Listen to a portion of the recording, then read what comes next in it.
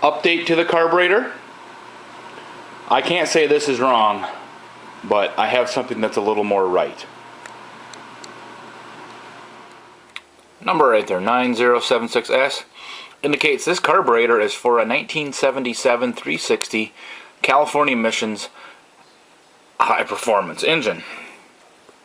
Interestingly enough, that is exactly what this car is supposed to have in according to the emissions decal.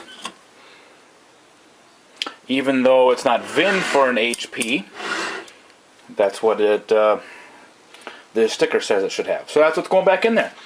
This may very well be the original carburetor to that car. Okay, there it is. Carburetor's on. It looks beautiful, as you can clearly see from here. All my vacuum lines are hooked up the right way, which you can't see either, just like you can't see the carburetor. There's a nice pie tin. This is actually, I think, for a earlier 360, but he had it in the pile, and that looks nice. The other two options would either be this one or that one, both of which I can get the replacement decals for, and I think both of them could have been factory in 77. I have to do a little more research. I really don't have that many 77s here. I got a lot of 78s and 9s and a couple 76s, but not that many 364 barrels really. So, but anyway, so that's pretty much all back together now. Looks beautiful, like you can see. Got a few more things to do under the hood. I have to get a new fuel line coming from the fuel pump to the carburetor, because this carburetor has the inlet in a slightly different position. It comes in angled from the side, not straight up from the back like the carburetor I had on there to begin with.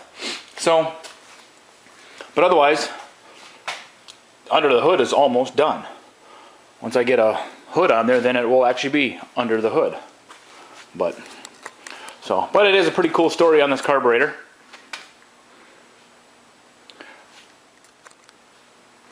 So the cool story on this carburetor, if I haven't already said, we found a thermoquad that was as close as I could find number-wise to 360, California emissions. I think it was like a 78 carburetor actually.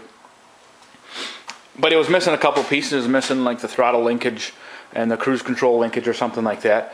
So I dug through my other pile of carburetors to find some pieces, and I thought, well, I might as well check these numbers too. For some reason I hadn't checked to see what those carburetors fit. There's only like 4 or 5 of them in that pile.